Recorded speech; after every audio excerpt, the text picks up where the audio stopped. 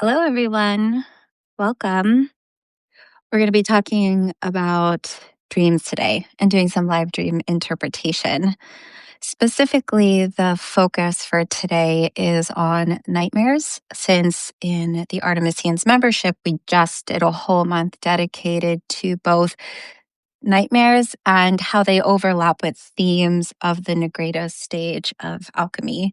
That class is available for replay. So if you haven't caught it or you're interested in watching it, you can check it out now. But as part of the sort of month of inner work, I wanted to do a live Dreamwork session and to really explore the themes, motifs, symbols, figures, these different dynamics that come up in nightmares and give a little bit of archetypal guidance and interpretation assistance. Of course, since I'm not working with somebody directly, like the dreamer directly, I would say that the kind of insight that you can give from this perspective is always limited to a degree because dreams naturally, of course, are coming from one's own psyche, one's own unconscious. And that does have an archetypal nature to it, which is to say that there's a core aspect of the psyche that can be expressed. And so I'm sort of trying to pierce into that more collective layer or into the archetypal layer because that is the best kind of most grounded form of insight I can give. But everybody's dreams are so different. And the way that a symbol arises in you, what it means for you, what it touches on the personal layer, or maybe on a more like cultural layer, look really different. So as I give insight today, you'll see me drawing most readily from, the meaning of archetypal symbols or general principles, general psychological ideas. And that's not to say it is the best way to interpret a dream, but I think it's the safest way that I can give insight that doesn't overstep my boundaries of insight, because I don't know exactly what these personal dreams mean to the dreamer. I did have some members submit dreams ahead of time. And some of them did give a little bit of kind of some background of things that are going on. So that's going to be helpful for us and in just kind of understanding maybe what these dreams are speaking to. If you are a member of the Artemisian, you are very welcome today to either drop questions, dream work questions, nightmare related questions into the chat, or if you have a dream that you would like some help with, you can drop that in the chat too. And it doesn't have to be even like a fully formed dream. It can be like a figure that you keep seeing in nightmares or nightmarish like dreams. It can be a motif that's repeated. So even if you don't have a full dream, you are very welcome to participate. But of course, if you do have a full dream, you can add that as well. So I'm going to take a second here to pull up the members Q&A that I have and some of those dreams. We'll get started there. But as people filter in, like I said, please drop your dreams in the chat so we can do some live interactive dream work too. Okay, so 1 second here while I take a look at what we've got. Okay, I think I'm going to begin actually with a question just to kick things off and sort of make things a little bit accessible. So this is a question that I get a lot. So, is it okay to use dream dictionaries to interpret my dreams? I'm very curious what this dreamer is reading. What is the book that you are referencing here? Because there are certain books that might be called something like a dream dictionary or dream symbol dictionary. And those tend to be extremely reductive or they I don't know, how do I put this? They'll basically be like, oh, a flying dream, it means exactly this. Or you dreamt of a spider, it means exactly this. And if you come upon those kind of books or those kinds of dream dictionaries, they can only go so far because they're really not tapping into the multi-layered nature of symbols. And they tend to be more prescriptive of, this kind of symbol or this type of motif always means this. And I think that that can really affect our dream work practice because we kind of just stay at one level of interpretation or we're not challenged to go a little bit deeper and uncover what the dream is. It just sort of becomes like an equation, like X equals Y. And so what I do recommend, and I've pulled out a couple of books, are symbol dictionaries or symbol reference books that take a broader scope of what symbols are, their multifaceted nature, the different ways in which they emerge, both inwardly, possibly in dreams, but also collectively or archetypally. So, one book that I really like, this doesn't have its dust cover, but it's a dictionary of symbols by, I believe it's J.C. Sirlett. Let me just, J.E. Sirlett. So, a dictionary of symbols. I like this book because it's kind of old school. This one was it's published in 1962, and it is very far-reaching in the types of symbols that it explores. Just looking through it right now, here is an alchemical image of the like a of an alchemist's crucible, and it talks about what alchemy is right here. And so it has this whole write up, and it looks at alchemy from its Gnostic traditions, from the different operations. And you keep flipping through, and you have what is the symbol of the child, and how is it shown in iconography or psychologically, mythologically. So, what they're doing is touching on symbols or different concepts through different levels of experience or through different kind of like cultural manifestations. They even do the tarot cards, like right here, it says the chariot. And so you can look up all of the tarot cards or, the zodiacal signs as well. So it's very rich in that way. Here's the section on the labyrinth. And when a dictionary or reference book is pulling upon all of these different cultural artifacts or cultural manifestations, I believe that that gives us the best ground of reference for understanding symbols on an archetypal level, because the archetypal symbol shows up in all of these different areas of life and culture across space and time. So we want to look at mythology, fairy tales, legends. We want to look at the way that a symbol might show up in art. We want to see how it might show up in fiction. We want to see how it's showing up in dreams, things like alchemy or tarot or astrology, which are inherently archetypal symbolic systems. And so if you find a reference book that pulls on symbols in that capacity, I highly recommend it. Another book that does that is the Book of Symbols. And maybe you've heard of this book. It is an incredible reference that looks at all of these different symbols through, as I was saying, those different manifestations. Here's how it's shown, in art. Here's how it's shown mythologically. So here we have the tree, and they're looking at it from these different experiences. Here we have like an Egyptian tomb painting of a tree. So they're looking at the cultural manifestation of the tree. But you can also get into the mythic cosmic tree or the tree in alchemy, or when people dream of trees, how does that show up? So that's what you really want to look for. Here's another example: the peacock.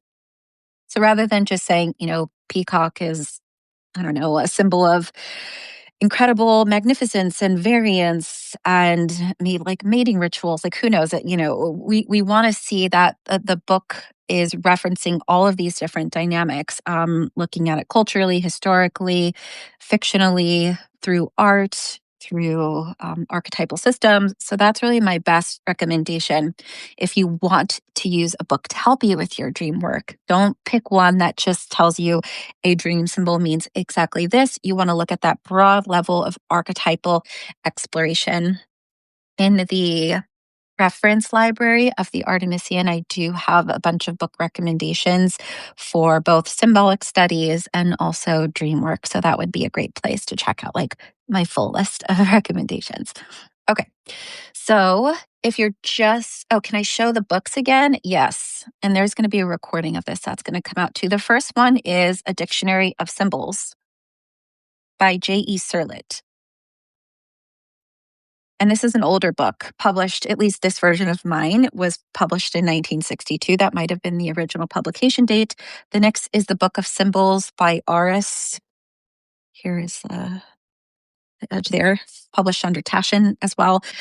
Incredible book. There's other ones too that do like a good job of capturing, um, symbolism from this broad angle, but those two are my favorite. Okay.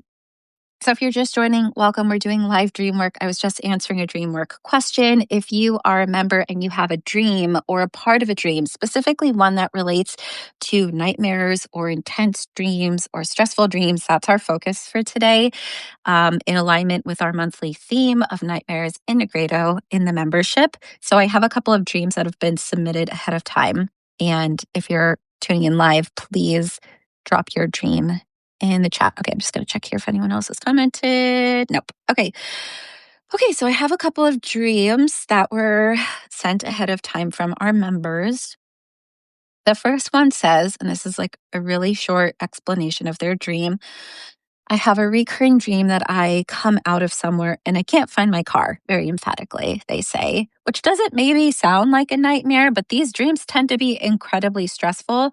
The dreamer doesn't give context about the emotional qualities, but I think a lot of times these dreams feel incredibly stressful, or maybe this feeling of like you're deserted, you're lost, you're searching and searching and you can't find something, and the pressure and the intensity builds up. So that can feel quite nightmarish, even though it's not featuring something like, I don't know, a killer with a knife trying to get you or anything like that. But this is their dream. Their context they provided is, I have this dream intermittently, but have not had it recently. I wonder if it has occurred when in times of stress concerning leaving a very boring but stable job or staying put. So that's the context. That's something that we always want to look at when you have a dream. Dreams don't happen in a vacuum. They happen within the context of our life. So what happened around the time that you had that dream, whether it was, the previous day, you had a fight with a loved one, or you were assigned a difficult project at work, or you've been struggling with some sort of challenge, what's happening internally and externally informs your dream material. Anyways, so with this dreamer, they say that this recurring dream is often in different parking garages or occasionally at some kind of outdoor festival or a parking on a field. So, my first thought, my first form of guidance here is to focus on what recurs. When we have dreams that repeat, what is similar? In this case, there's the kind of motif of being somewhere and you can't find your car. So, there's this sense of being lost, we might say, the sense of not being able to find something. And then the other kind of recurring aspect is that it's a car. It isn't that you can't find your purse or your keys, or you lost your cell phone. They can't find their car.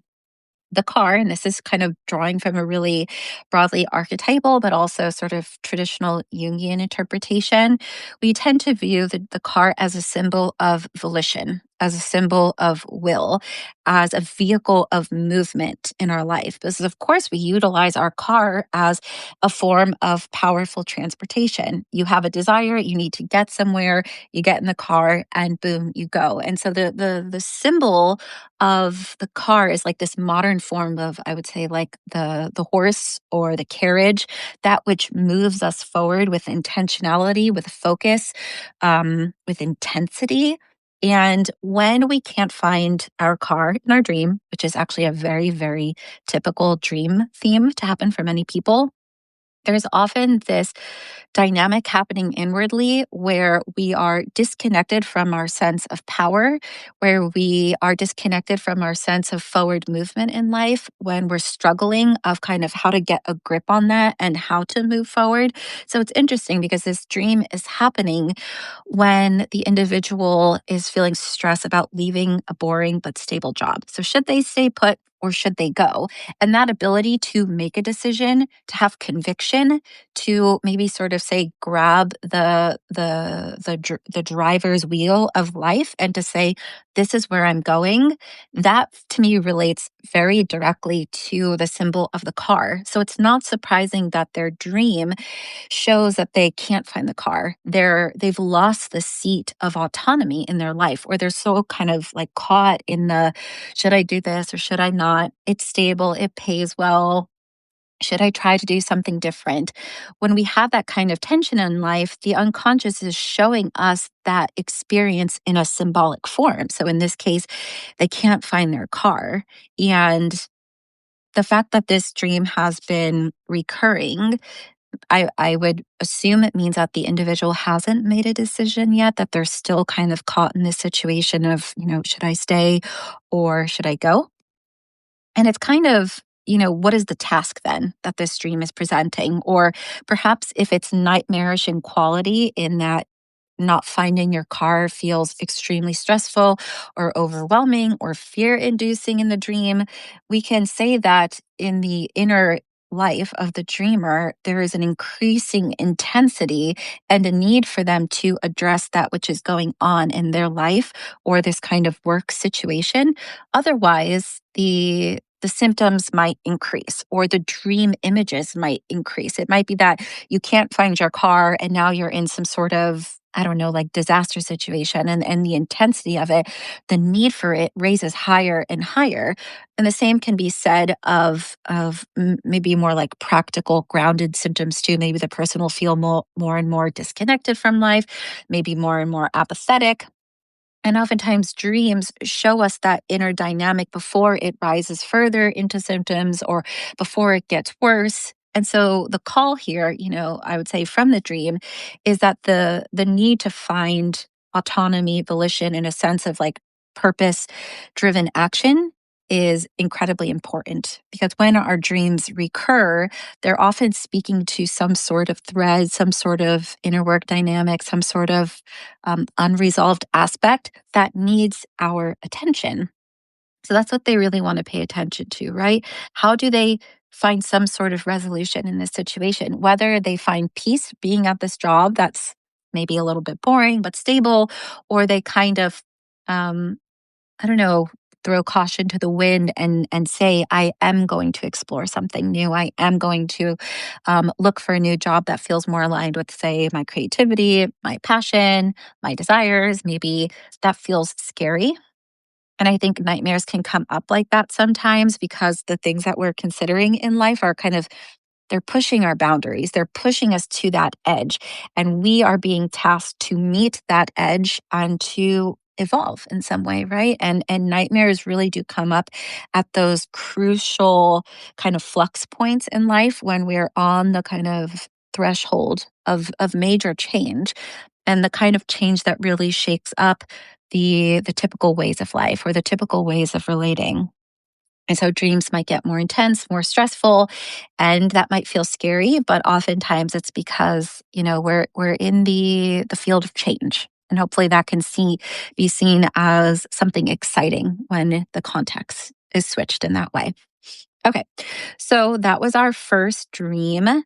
If you're just tuning in, welcome. We're doing live dream work on nightmarish dreams, scary dreams, stressful dreams. If you have one that you would like me to help you with, then comment down below. And if you don't have a full dream, it's not a problem at all. Just put, like a typical dream symbol, a motif that you've noticed, or if you have just a very general dream or question, those are welcome too. Okay, so dream number two. Let's see. The dreamer says, I recently had a dream that began playfully. I was with friends, which included Jim Carrey as Ace Ventura, pet detective, joking around. If you don't know who Jim Carrey is, he's an actor, a comedic actor. They go on. I started running for no reason other than we were having fun and jumped into a shallow ravine and everything shifted. A lion leapt from behind me to in front of me, and I knew what I would have to run past him if I had any chance of escape. Then a big brown bear joined him, right? So they've got two animals chasing them. They both chased me, and the scene changes as I found myself running into my living room. I climbed onto a table and tried to put distance and put my leg out between me and the lion and just kept shouting at them. But he swiped, and I could physically feel it claw my foot. I knew I couldn't escape.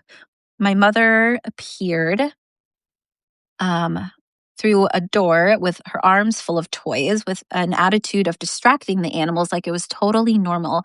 There was no fear or concern. She was very lighthearted about it all. And my father followed, saying something strange like, We'll shoot the sea lion, even though a sea lion was never part of the dream. I remember shouting at him. Could he not see that the lion was the real danger and there was no sea lion in sight? Then the dream ended. Okay, so very interesting dream. somewhat involved, but kind of moves through some like different parts. The context that the dreamer provided is that they're going through some major shifts in their life. They were going to relocate, but their relationship is falling apart and they're making new plans for themselves. Um, and that didn't just include the relationship, it also included a new career, which will still go ahead, but it'll look different. They're excited to pursue this new career, though it won't have the opportunities for relocation. It leaves the dreamer questioning again when things will finally work out. I often feel close to big breakthroughs, new adventures, and greater security, only for plans to crash. So, when I was thinking about this dream, when I read it, there were a couple of elements that really stood out to me. And sometimes I think especially when a dream is very involved or it has a lot of elements, it can feel kind of overwhelming. Like where do we start? How do we approach it? What's the important things to pay attention to? What's going to help me sort of, I don't know, open up the dream into a deeper understanding and interpretation? And what I like to look for are things that seem connected or repeat or seem related, and also aspects of dreams that really hold a lot of intensity or energy. And so we might say that the dream began in this really playful way, right? They're with their friends, which includes the comedic actor Jim Carrey as Ace Ventura, pet detective, and they're all joking around. And she's sort of, or they're running around and then everything shifts, right? So there's a shift. When a dream changes, I'm always very curious what happened right before the change. In this case, they're having fun, they're engaging in this lightness, and then that seems to alter the dreamscape. And a lion comes forward, and a bear comes forward, and they begin chasing the dreamer. So, what is it about lightness? What is it about the playful attitude? What is it about this lighter disposition that causes something in the unconscious to emerge that feels attacking, right? Because we begin in this almost childlike state and maybe that's I don't know, childlike innocence, childlike opportunity, openness to experience, that playfulness, the joking around. And there's something about fully engaging in that that opens up this darker element, which is symbolized by both a lion attacking the dreamer and also a bear. If the dreamer was here, I would be very curious about what lion and bear brings up for them. Do you like those animals? Are you scared of those animals? Do they remind you of like a particular story? Does it is it a brown bear? Is it a grizzly bear? Is it a polar bear? Is it a lion with a huge mane or a young lion? And so we would want to notice the nuances of the dream symbol and what it brings up for us because all of that gives you so much depth of information. Of course, I don't have that information, and that's when I kind of step back into more of the kind of archetypal layer of experience and what is generally considered about the symbol or how is it generally represented in different dynamics. And of course, to me, the lion and the bear are predator animals. They are high up on the food chain. They incite an intensity or an excitement and an awe from us. We might think about the lion or bear mythically. So maybe the lion might bring up the Nemean lion from Greek mythology and how Hercules has to wrestle and tend with and defeat the lion to move forward in one of his labors. And what does it mean for us to wrestle with like the inner lion and to integrate something and kind of take its pelt and wear it moving forward? Or the big brown bear, what does that bring up for the individual? Does it feel like a protective mother bear? Does it feel like a ferocious bear? Does it have a kind of mythic or dreamlike quality to it? So those are the kind of explorations that we want to consider when breaking down the dream symbol. But from a more psychological view or an archetypal view, animals and dreams are really interesting. I have a whole article that I do recommend reading because I view the symbol of the animal from the kind of typical Jungian perspective, but also the archetypal psychology perspective, which is James Hillman's tradition. Jungians tend to view animals and dreams as representative of something deeply instinctual within us, and that it's kind of tapping us back into a powerful, primordial, unconscious archetypal principle that might have less to do with the, just purely psychological symbolic aspect, but might also kind of like open up the body's instinctual layer of experience, or speak to something deeply inherent to our experience that is, quite animal like. And so, is there something about the bear and the way in which it attacks, or the way in which the lion, like, inhabits the world, that speaks to something inherent within the individual? Like for a lion, they move in packs, or prides. Is there something about the group experience of the lion that feels relevant, or does it seem to be a rising sort of powerful, strong instinctual principle that you've yet to touch into and integrate psychologically? On the flip side, James Hillman's approach with animals is not to look at them as these instinctual expressions, but to see them as these powerful, autonomous psychological presences that have their own desires, needs. Their presence moves us and draws something out of us. And what does it mean to just meet the lion on that level, or meet the bear on that level? Which isn't to jump to say like a mythic thread of, the Artemisian bear, or the bear as a berserker, or the lion as the Nemean lion, or even as the cowardly lion, but to just meet it and see how it impresses upon you, how it speaks to you, what it feels like it's asking of you, almost as animals, as gods in that way. And so it could be a really interesting exercise for this dreamer to explore the symbols of lion and bear, especially in conjunction. Why did they come up together, and what is it drawing out of you? Um, the next thing that I'm, kind of to go back to this idea of the pattern that I'm noticing, is that the dream begins in this playful environment. There's a comedic actor, the pet detective Jim Carrey, from the movie Ace Ventura. And then as the dreamer moves through this kind of scary chase dream, as the lion is attacking them, swiping, clawing at the leg, the scene shifts and their mother appears through a door with an arm full of toys and an attitude of distracting the animals like it was normal. So, where the dream ego, the version of the dreamer, feels fear, wants to run away, the image of the mother and the father in the dream are able to approach the dream animals playfully. And so, somehow, there's like a calling back, or a hearkening back to the playfulness that the dream began with.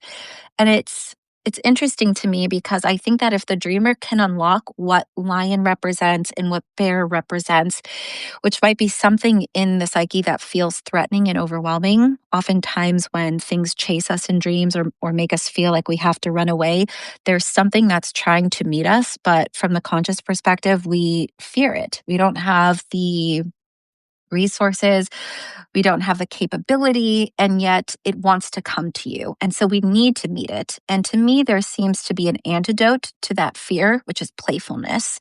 And, even the idea of Jim Carrey's character as Ace Ventura, pet detective, I maybe saw this movie, I don't know, a decade or so ago. So I really don't remember like the details. If you remember, I'm curious for someone to say something about that figure. But if I could try and put like two and two together, it's a comedic movie about a figure who's interacting with animals, and I don't know, solving crimes, or solving mysteries, or interacting with them in some way. So I doubt Ace Ventura fears animals. He's able to interact with them. He's able to inspect them, or bring a detective like um, attitude. Perhaps the inner figure that is Ace Ventura of this dreamer says that there is a capacity for this dreamer to interact with, get curious about, explore, um, engage in a process of exploration with the animals, these sort of threatening figures, that will allow them to kind of access something deeper within, or perhaps to find some sort of resolution because the context of their dream is that they were in the middle of some big life changes, some of that falls apart. And it kind of feels that every time that they're close to establishing some sense of security, close to a breakthrough, close to a new adventure, things get foiled. And those kind of patterns that seem to repeat in our life, even if they seem somehow out of control or part of some sort of greater threat of fate, there's usually something about our internal condition that is kind of creating the environment for those things to happen. And I wonder if there is something about greater stability, new adventures, breakthrough, security, that although the dreamer desires it, there's something that feels, I don't know, I don't want to say threatening, but something fearful. There's trepidation, there's resistance. And this, I would imagine, is a very unconscious resistance to it. And there might be these subtle ways that they're moving through life that's creating a kind of roadblock that causes these shifts to happen before the stability is created. In the dream, both the mother and the father, which to me says that there is an inner capacity, the kind of internal mother or internal father, who we might say have maybe more command, can navigate life, maybe have greater wisdom, have lived longer and have, learned certain ways about life, they're able to approach these threatening animals and see them differently. They bring toys and they know that it's about, I don't know, interacting and distracting the animals rather than running away from it. And an interesting detail about the father is that he calls it a sea lion. We'll shoot the sea lion, he says, which I guess maybe isn't a great way to approach the animal to shoot it, but let's take it symbolically, right? They're wanting to interact with it. But what's interesting to me is that the lion becomes a sea lion. And the dreamer even says this, that the father doesn't seem to remember that it isn't a sea lion, which might be seen as less threatening. It's an actual lion. But to me, the dreams are always intentional. There's always something that the unconscious is showing us that has a purpose behind it. So, lion becomes sea lion. A threatening predator on the very top of the food chain becomes a slightly less threatening animal that's also a kind of liminal being, like a regular lion lives out in the grasslands.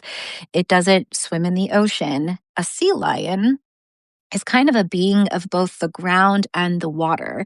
So there's something interesting here to me about how the lion is this kind of border liminal figure or something that was very one dimensional evolves into a dream symbol that is multi-dimensional, and it takes on nuances of water, which might have to do with unconscious expressions or allowing ourselves to merge into the depths. And and perhaps there is an invitation here for the dreamer to see the nuance of the dream lion and to uncover what that liminality is all about. So those are lots of different ideas, different ways for the dreamer to work with this dream. And let me see, I think they had some follow-up questions. So let me take a look at that really quick.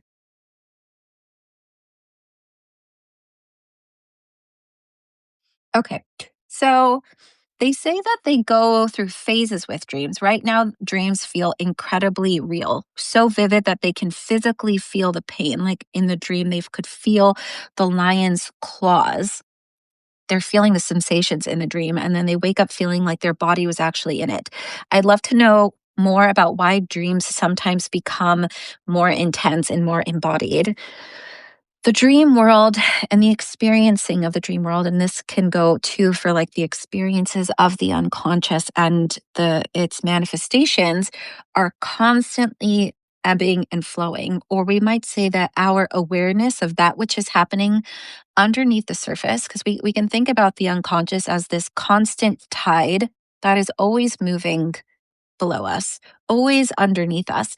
And sometimes we are more aware of it. Sometimes we're more dialed in. Sometimes we're more tuned to the unconscious expression. And that might be because we've intentionally moved towards the dream, moved towards the unconscious, and created interest, created curiosity, created an opening. And so you might notice, as an example, you set a goal of, I'm going to write down my dreams for the next 30 days. I'm going to work those dreams. You might notice that the dreams become more vivid, more intense, more real feeling because it's like you're building that relationship, you're refining the communication with the unconscious expression. So that might be a reason why. But a lot of times people are just living their lives and they dream and maybe they write them down, maybe they don't. And then sometimes intensity happens. The dream images become brighter, more emotional, or in this case, with the dreamer, they feel the sensate experience of the dream happening. The lion with its claws, in them. Why is that happening? I think that the best explanation is that many times intensity happens, symptoms increase, products of the unconscious rise further and further into our awareness to get our attention. And the more that we ignore it, the more intense those things get. This is like one of the most fundamental principles of the shadow is like the more you ignore it, the more it gets pushed into the darkness, the more it tries to grab you, the more symptoms that develops, the more that those rigid patterns become even more ossified. And so the dreams might intensify because whatever that dream is speaking to really needs your attention. And if you can tend to it, the dreams actually might gentle. This is something that you might read about from like different Jungian analysts and different Jungian scholars is that from what they have viewed clinically or what they've viewed therapeutically is that dreams often begin very intensely when inner work begins or analysis begins. And then the more that they work through it, the less dream material that comes up or the more gentle the dreams become. That's not always true. And I think especially if like a new thread of inner work arises, then dreams might get really intense again.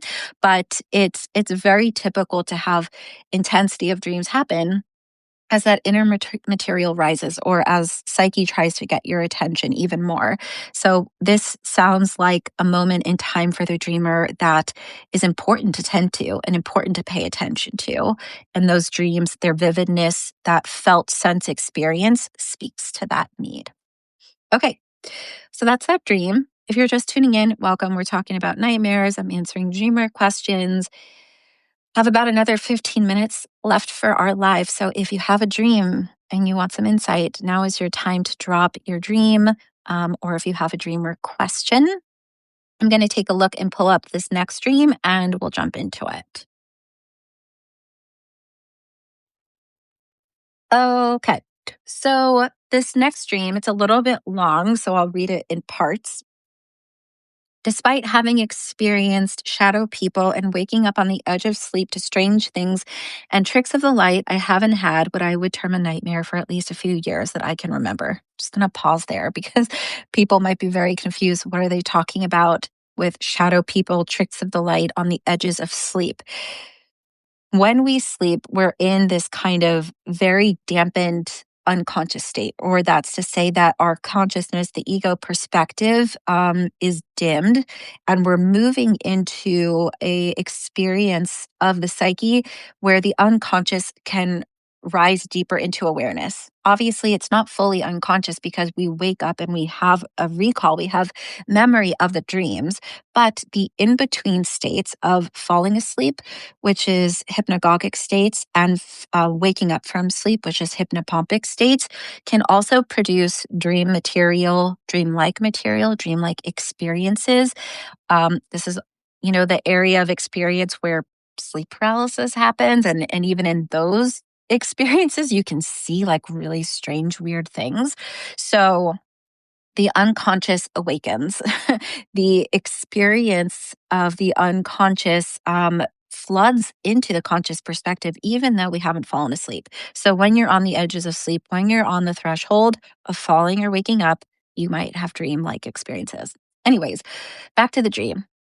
The other night, I had a dream which felt unsettling. I remember I was at a party at a friend's house in the neighborhood we both lived in and had lived in all our lives. Everything felt very familiar and comfortable and family oriented and bonded, and just this feeling of this is how life goes. The area where we lived was foresty and suburban, and the houses were all large and wooden or brickwork, very 70s. Then it switched to a futuristic corporate building where I was on a high floor of a skyscraper with large glass windows walling the building. There was a monorail passing close and dropping off passengers just outside the window, and I was watching with semi disinterest as if this were a routine thing. It seemed that even though we were high up the ground, there was a level here where people could move about as if they were on the ground. Then I looked out to the right and saw a swarm of silver spaceships in the distance, kind of mini flying saucers. Then they started coming closer, and I had this feeling, oh, here it is finally. I somehow knew that it was the end of the world, but I also felt okay about it, that it was inevitable somehow. Mechanical tadpole like things began hitting the ground around us like asteroids, and people began screaming, and the sky filled with sparks and smoke. And then, right overhead, a gray molten rock covered super spaceship glided over me. It felt like when you're at an aquarium and a shark goes over the top of you. And that's when I felt the true dread in the idea that the end was near.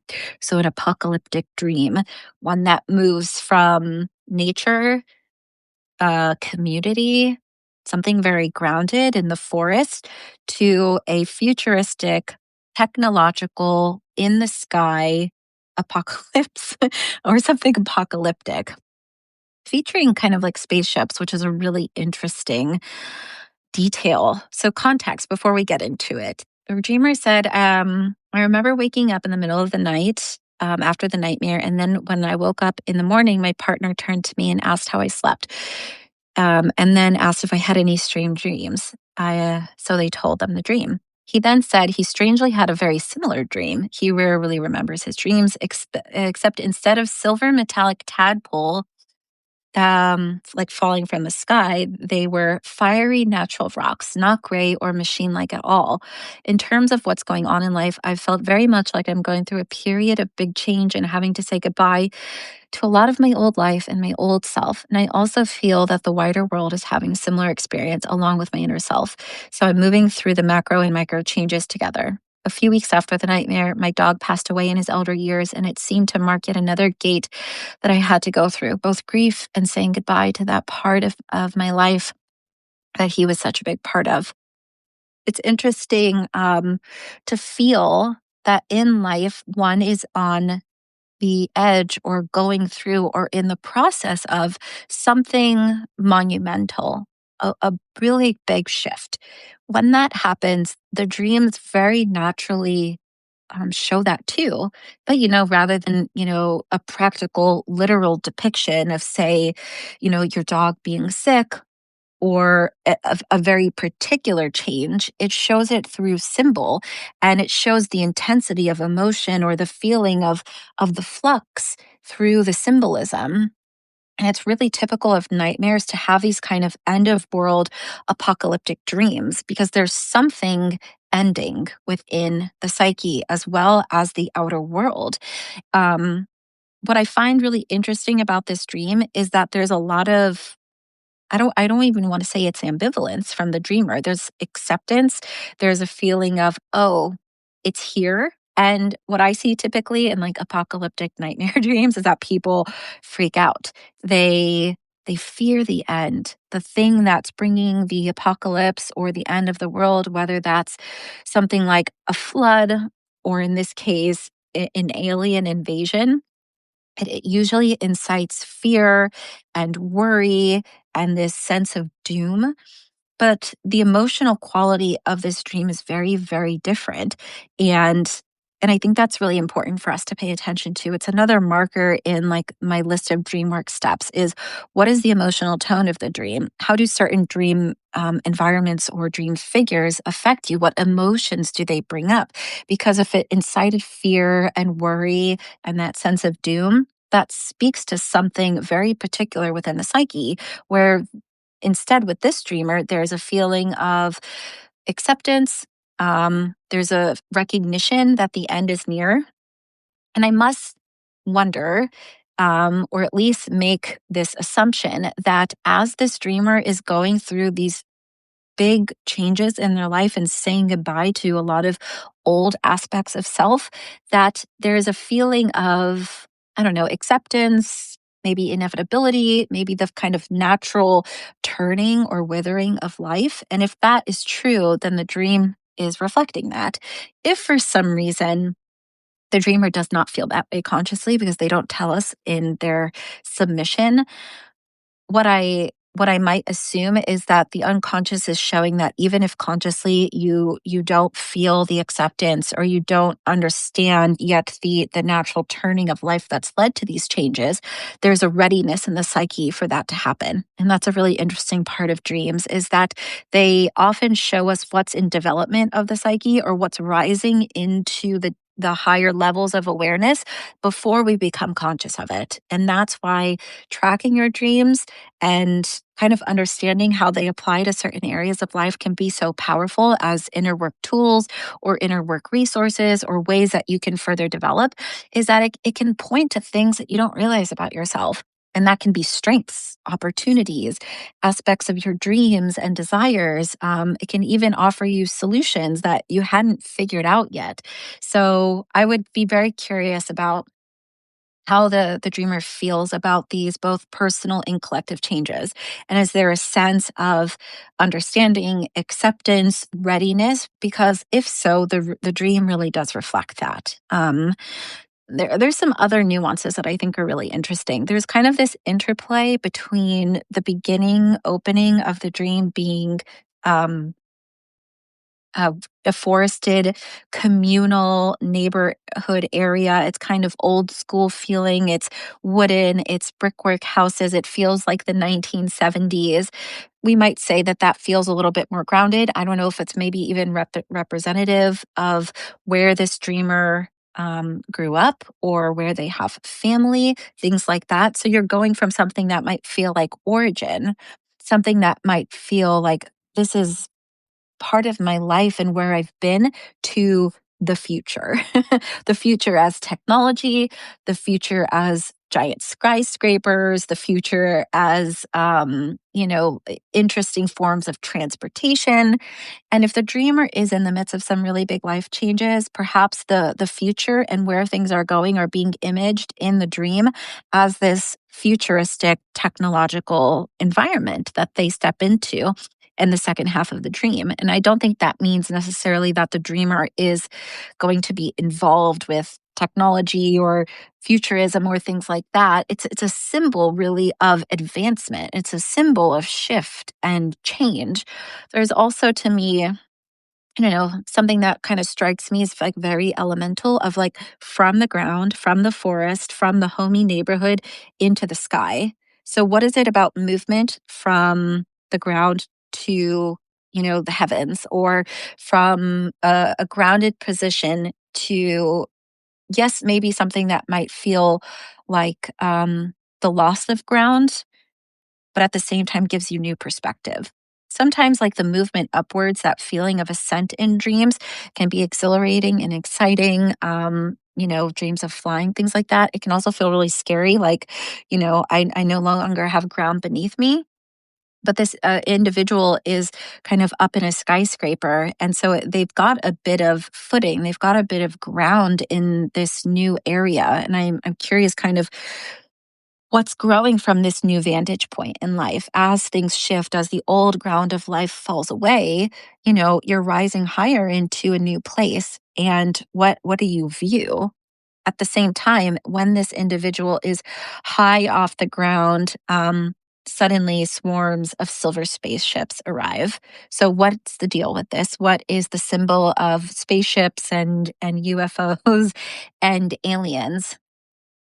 Extraterrestrial beings, that which is clearly has sentience and intentionality, but is different. So there feels like there's a visitation from something within the psyche, symbolized as these extraterrestrials, that is harboring the shift and the change further. Because when they arrive, There's a feeling of here it is finally, here is the end is near.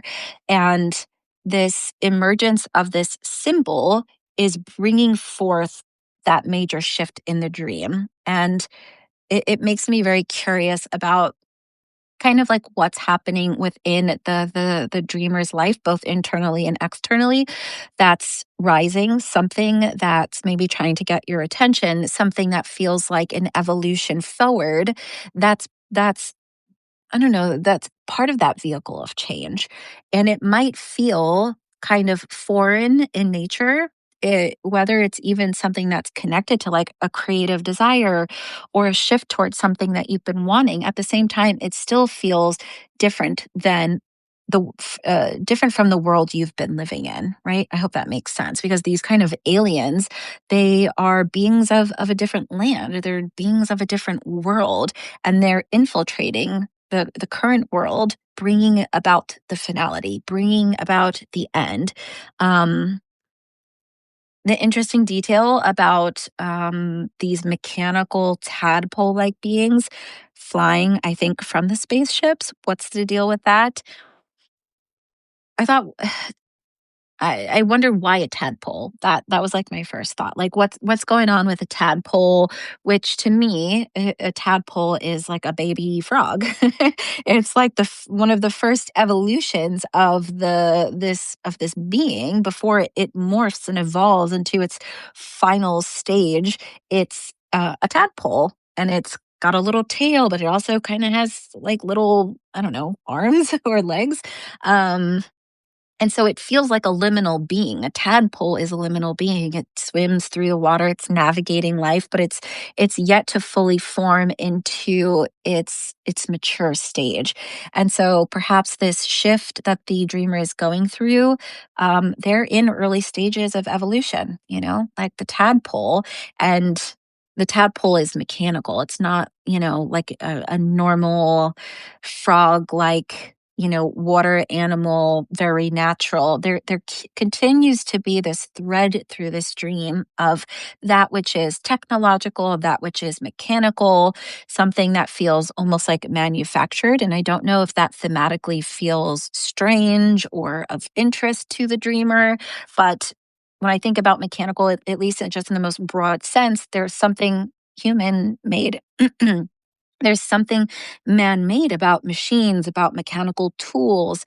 So, what is it about this evolution and shift that the dreamer might be called to engage more in by their own hands, right? Engage in the ending, welcome the ending. And through it, you begin to sort of almost like engineer some of those shifts or changes rather than maybe allowing them to naturally occur. And it's also really interesting that the dreamer and their partner had a very, very similar dream. This is not unheard of, by the way, guys. Like it, there's can be a linking up of the unconscious for people who spend time together, people who engage in inner work together, dreamers who are in the same like Dreamwork group. They might actually have the same dream, even though it wasn't planned. And there's an interesting difference here where their partner says those like tadpole like beings are not these like mechanical beings, but like fiery natural rocks. So I would get really curious about why those symbols are different for each of you and how that might speak to your different experiences. But the fact that you both seem to have a dream about this kind of apocalyptic end of world, perhaps you're both engaged in a shift and a change that's shared together. The last thing I'll say about this dream is that the symbol of like the spaceship or the symbol of the UFO is something that Jung has given some time to and done some writing with because at the time I think of I guess post World War II or so. I don't know the exact year, but anyways, there's like all of these reports coming out of UFO sightings, of visitations, of maybe even alien abductions. And if there's one thing Jung is very curious about, it's these kind of phenomena that arise psychologically and trying to see them as validated real on a psychological level to understand why they are happening. So rather than saying like, I don't know, the world's going crazy post war and they think they're seeing, spaceships and aliens and it's speaking to an inherent pathology. He wants to understand the psychic reality of UFO visitations and of alien visitations and why this image, what is this kind of emergence from the collective of conscious of a shared symbol of the UFO.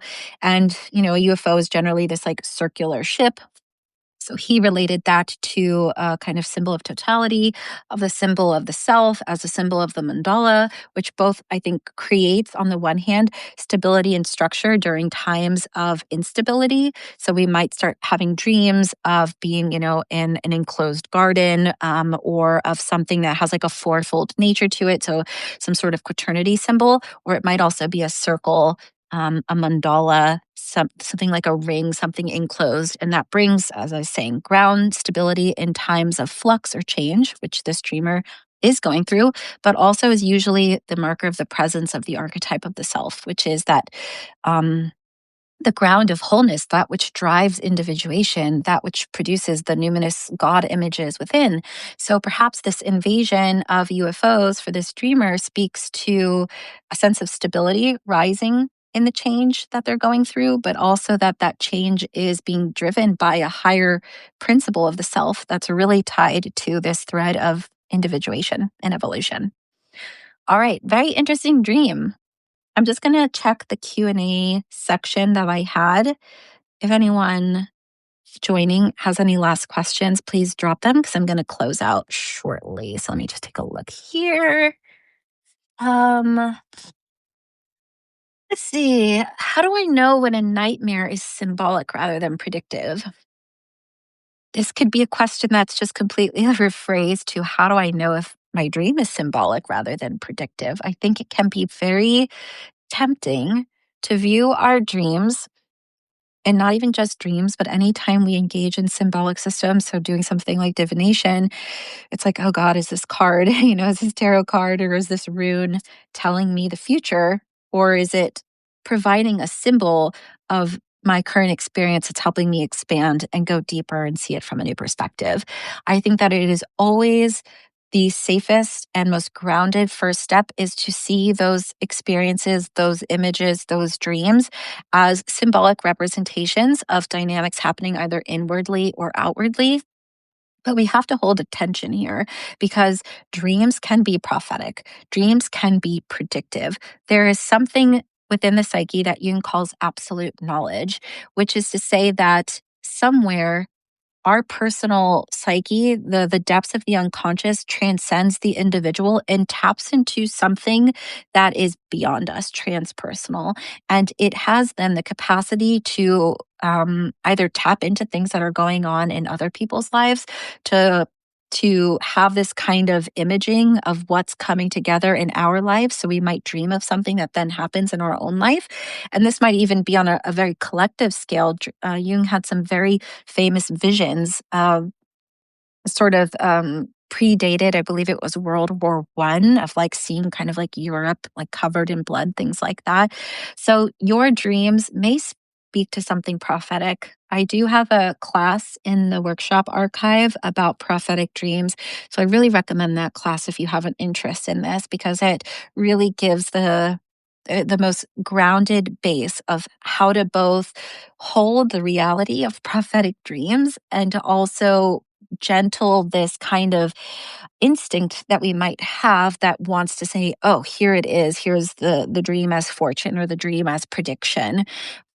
If we do that too much, we give up our sense of autonomy or our sense of the way in which we are living our lives, and we give that away to, say, a tarot card or a dream or things like that. So how can one do this? How do they know it's, symbolic or predictive? As I said, step one, consider it first and foremost on the symbolic level, because more times than not, the psyche is speaking in its native language, which is symbol, which is image. Um, it might have a sense of a predictive or prophetic quality to it if we are able to uncover that it has a certain alignment in certain areas of life, and that it might be less about prediction, and that Jung sometimes called this like the weather report of the psyche. It's that the unconscious knows more things. It picks up on subtleties.